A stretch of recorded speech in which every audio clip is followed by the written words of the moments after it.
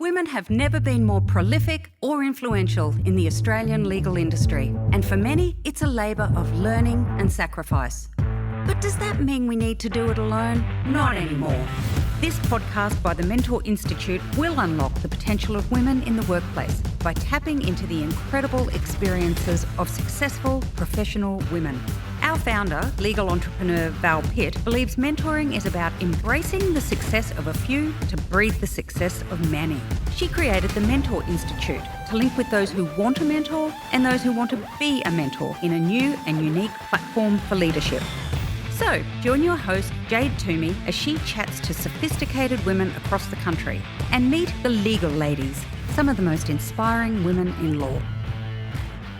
A lawyer for more than 20 years and now special counsel with Clayton Utz, Jennifer Harris specialises in real estate and government services law. She's worked on some of Sydney's biggest urban developments in recent years, and she was even named the Lawyers Weekly Women in Law Awards Special Counsel of the Year 2 years ago. Despite the incredible workload she no doubt faces every day, Jennifer's got a special passion for mentoring. She's guided dozens of women at her firm and even more at the Law Society of New South Wales. That's seen her be named Mentor of the Year not just once in 2016 but again last year. She's known as a passionate advocate for living and working flexibly and is warm and candid in sharing her advice to female colleagues in the legal world. So, Jennifer, thank you so much for speaking to me today and joining us on the podcast. You're welcome. My first question is, when people ask what you do for a living, how do you explain your job? Oh, gosh, that's so hard. I've got two 10-year-olds and they're always asking me how to explain it. But basically at this particular point in my career, I am a real estate lawyer. I specialise in procurement work and local government work and working with people that are creating places for people to live, work and play. That sounds pretty nice, I guess. Does. It sounds like the sugar-coated story, a whole lot of hard work underneath there. Is it what you always wanted to do? Interesting. I never wanted to be a lawyer, ever. I actually wanted to be a journalist. There you go. When push came to shove, I had to move from Canberra to Sydney to do that. And I was very young and very scared and didn't want to do that. So my dad said, why don't you do law? So I bumbled into law with no thought whatsoever. I didn't overly love the law degree, and I've been admitted since 1996, so I've been around for quite a long time. But I have over the years gone through a whole lot of different jobs to end up where I am now, actually doing something in terms of the work that I enjoy very, very much. It's been a bit of a journey to get here. And have you ever found that, those steps to get you where you are now, have there ever been times when you felt like you've been going backwards? Absolutely. It's not so much a feeling of getting backwards, but I guess it's for a large chunk of my career, it's like any job, I think. Once you actually start working and you get immersed in the day-to-day, you kind of lose the perspective and ability to actually craft with purpose what you're doing because you're so tied up in the day-to-day.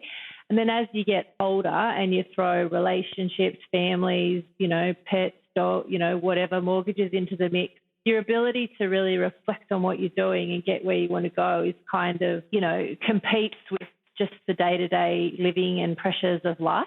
But when my children were born, which was 10 years ago, I made a really conscious decision to stop what I was doing and actually pursue something that I really wanted to do in terms of, and that meant a little bit of a change in the practice area and moving to a large firm and sort of starting again, which I did. That's interesting that you say that kind of conscious decision and realisation came after your kids, because I'm sure for a lot of parents and women in particular, perhaps that comes before. For me, what it was, because I knew that I had to work, and if I was going to be away from my family, I wanted it to be really meaningful. I wanted to be doing something that was purposeful and important to me.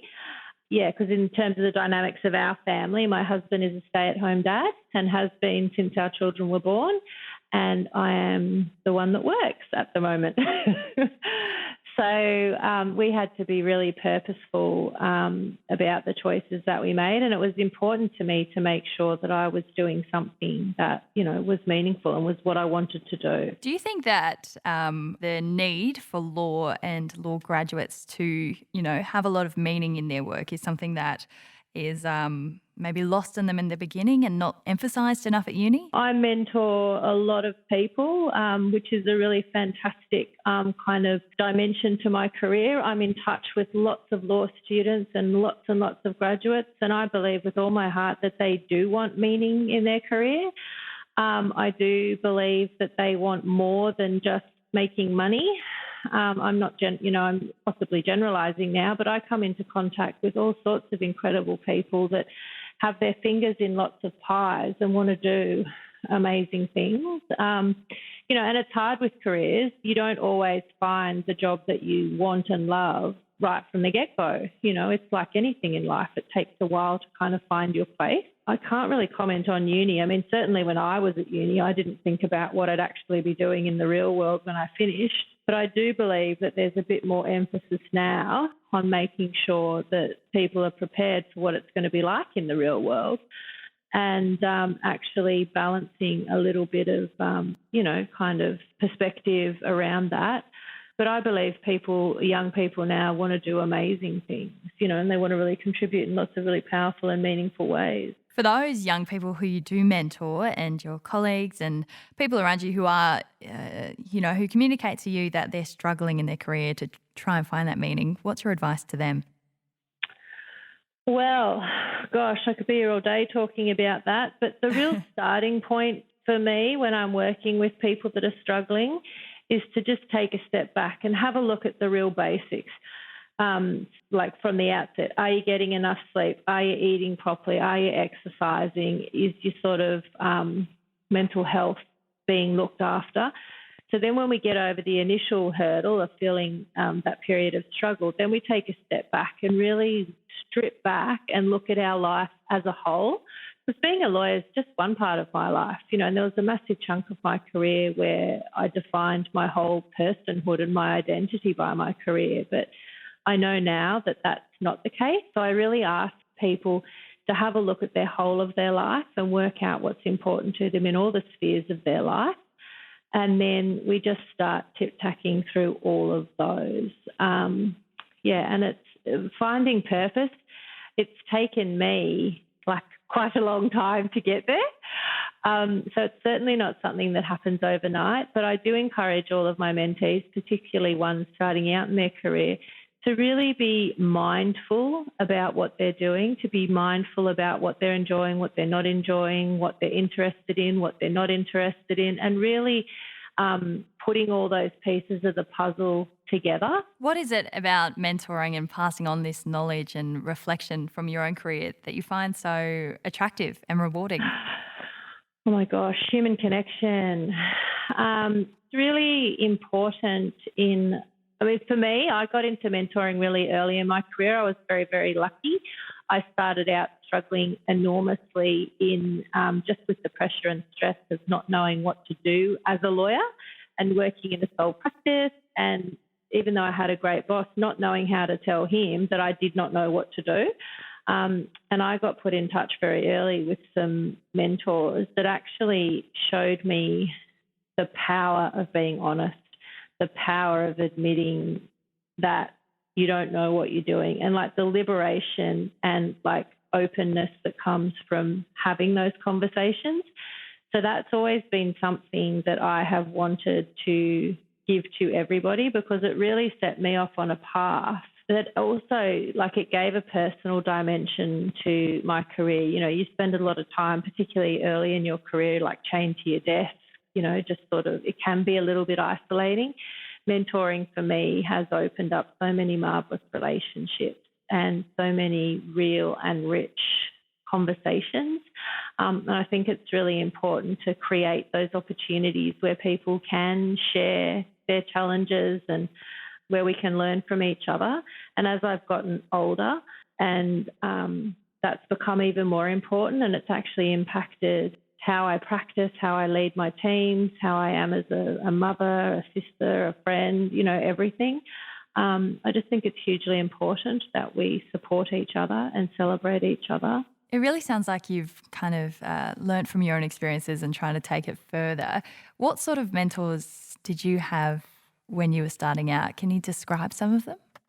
Yeah, well, as I said, obviously I'm a lawyer, so I had some other lawyers that were more experienced than me, and I actually met them through friends of friends. I wasn't in any formal mentoring programs, but people that I was speaking to in my personal life said, one of them was somebody's sister that I knew who was a lawyer, much more experienced than me. I had a barrister.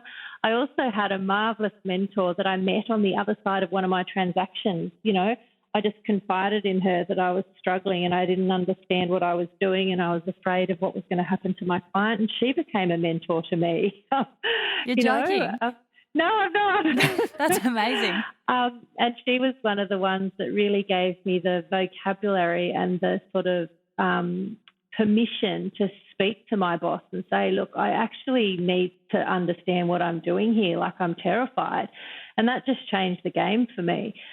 And then as I've gotten through different stages in my career, I've, broken up my career into different things. So I've got mentors now that help me with, personal branding.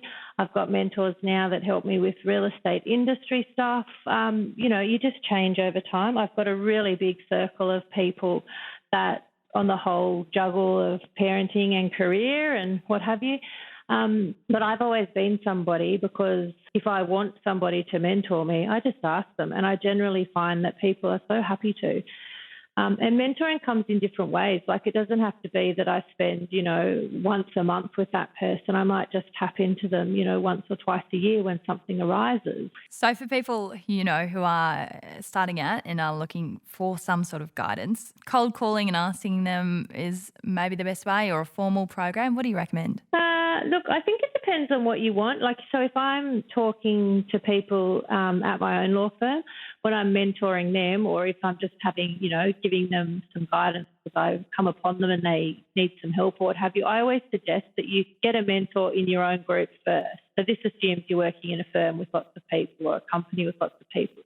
Get someone in your own group first that is a little bit more senior to you, that you can build a relationship with, and just ask for guidance. Then once you kind of get settled in that relationship, look a bit broader and maybe ask someone else outside of your group. Some people like the rigour of a formal program, and I'm involved in lots of those too, and I think that's good as well. But if you're not in a program, still seek a mentor. LinkedIn's really good for that now. I get messages all the time through LinkedIn and Instagram, people looking for different mentors. I can't mentor everybody in the world, but I've got lots of people that I'm in connection with that I can set them up, to mentor other people. Just ask, yeah. What's the worst that can happen? Someone can say no, but 9 times out of 10, I would be hugely surprised if somebody said no. But there's lots of, depending on what your industry is, for lawyers, there's oodles of formal programs. For accountants, there's lots of programs. Engineers, there's lots of programs. So if you want formal mentoring, certainly do it that way. But otherwise, just reach out to people.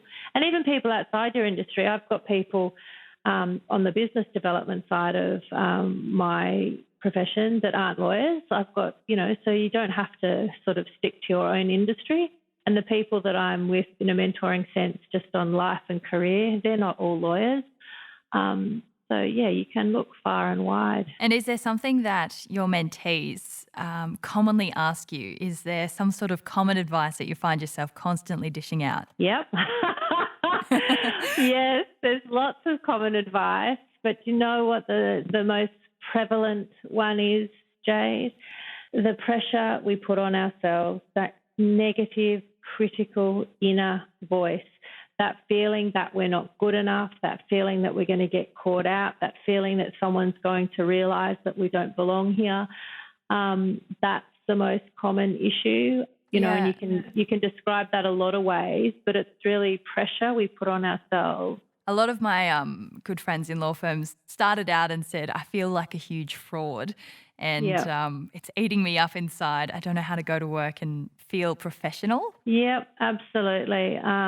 That's the most common one. And you know what? It's from the very, very youngest people to people at my level. Nobody is, this inner voice doesn't discriminate. So that's a really, there's lots of other things, but that's a very prevalent one. I suppose having a mentor can alleviate that just by talking about it as well. Totally. And the type of mentoring that I do and the type of mentors that I have, they don't tell you what to do. They just ask questions. They get you to think about it. But having said that, I'm quite structured. So I will often, pretty much always, give people a framework to work things out. So give them something to cling to that they can go away and actually implement. And the things that I do are things that I've done in my own life that I'm sharing with other people. Yeah, but just the power of opening up and telling your story to someone else immediately lets the sunshine in, I generally find. And knowing that you are not alone, that you are not the only one in the world that is going through this, because oftentimes people think they are. So that's very powerful as well, and becoming comfortable with being vulnerable, I think, is a very amazing life lesson for everybody. And mentoring gives you that safe space to do that. And particularly for people in the legal profession where competition is so fierce as well, vulnerability seems as though it's extra risky, do you find? Well, it's really interesting that you say that. I've been working since 1996. I don't compete with people personally. I don't ever feel like I need to or that I'm under pressure to do that, but I know that lots of people do. And there's 3 things that I say to people that speak to me. Don't condemn yourself, don't criticise yourself, and do not compare yourself to others.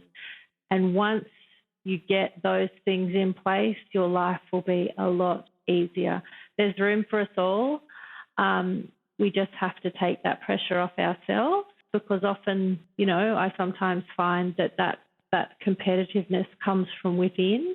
A lot of people do say that there's a stigma around telling the truth, and I know that stigma is very real for some people.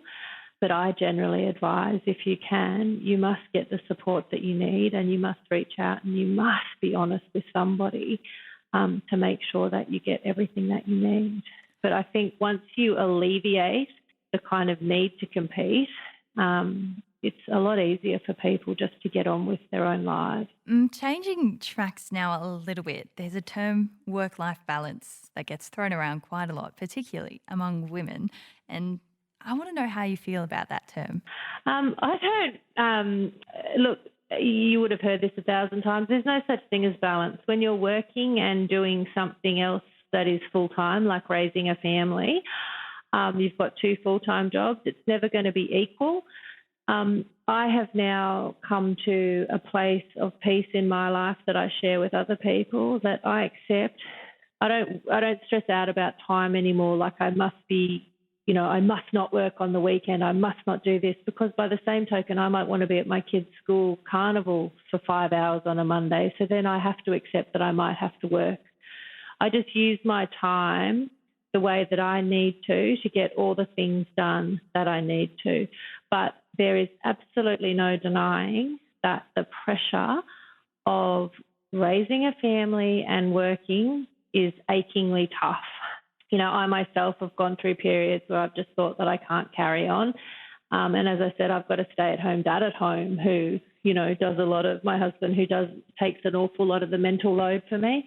But not everybody I know is in that position. It's exhausting. We're working in a high-pressure environment. So, sometimes I'm going to be exhausted, but my kids want to get up at 5 a.m. and, play games with me. It's challenging, but I no longer expect there to be balance. I just expect to give myself the freedom to be present wherever I am, and that makes it so much easier for me. And that's what I try and relay to other people. We've just got to be kinder to ourselves. It's not going to be possible to be everywhere all the time, and just support each other and be kind to each other in accepting that. I don't know if that answers your question, but that's sort of my way of looking at it. And the people that I'm sort of really enmeshed with and on a professional sense, juggling this work and life issue, that's sort of where we've all come to. You've got to kind of give yourself some peace. And, I no longer expect balance, if you will. I understand that there's going to be times where things are difficult at home or things are difficult at work, and I just have to try and be present wherever I am. I just think the quest for balance is tearing us all apart. I don't know if that answers the question. No, honestly, that was beautiful to listen to. It was really poetic. It was really lovely. And I might just finish off now by asking you about other women who've inspired you, both professionally and personally, and in this, I guess, unbalanced pursuit that we've all got going on. Who do you look up to? Look, I look up to so many people. I am somebody that seeks role models that are positive and happy in all spheres of their life. I am somebody that is very inspired by artists, dreamers, doers, people that have gone through horrific situations and keep getting up every day. I'm very inspired by anybody that just tries their best in any way that they can. But personally for me, in terms of people in my own life that I've looked up to, I'm very, very, very, very grateful for the mentorship and support of a wonderful woman called Clarissa Raywood. She's known as the Happy Lawyer, Happy Life, Happy Family Lawyer. She's someone that for my particular industry is trying to change the landscape and bring wellness front and centre. So that's hugely inspiring. I'm inspired by lots and lots of people that are trying to make changes on all sorts of fronts, particularly in the diversity and inclusion front. I look everywhere for inspiration, and I am really inspired just by people that keep on keeping on when, things seem insurmountable and quiet. By people that tell the truth. A bit of a sponge then, taking everything in from the strengths of all these other people around you. Very much so. Very much so. Yeah. And Jennifer, is there anything else you wanted to add to finish off? I would just like to say that oftentimes people say to me, how do you fit it all in? How do you mentor all these people? Isn't it draining? Isn't it exhausting? How do you do it? But I just want everybody to understand that the kind of power and the recharging impact of giving back to somebody and being on somebody's journey of like self-discovery and ownership, it is so inspiring and so powerful. And it really gives me so much perspective and so many different skills that I use in so many parts of my life. And it doesn't feel draining and exhausting and what have you. And I make time for it the same way that people make time for stuff they love doing, like skateboarding or whatever, because it really is such an enormous joy to be present with someone on this journey and to actually share what you've learnt, like to get an opportunity to communicate and articulate all the things that you've done in your life. It's really, really awesome. So I would just encourage anybody that's like sitting on the fence or anybody that thinks you've got to be the best mentor or you've got to be a certain this or that. You don't have to be anything. You just need to be there. So I just encourage everybody to give it a go. And feed the cycle. That's amazing. Thank you so much. Yeah. Well, thank you, Jade. You've been listening to Legal Ladies with the excellent Jennifer Harris. We'll have another sophisticated and inspiring legal lady next month on the Mentor Institute.